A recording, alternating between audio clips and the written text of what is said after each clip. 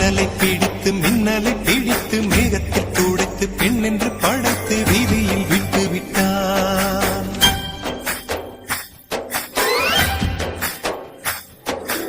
இப்படி இன்னொரு பெண்மையை படைக்க தன்னிடம் கற்பனை தீர்ந்ததை எண்ணித்தான் பிரம்மனும் மூச்சையுற்றான்.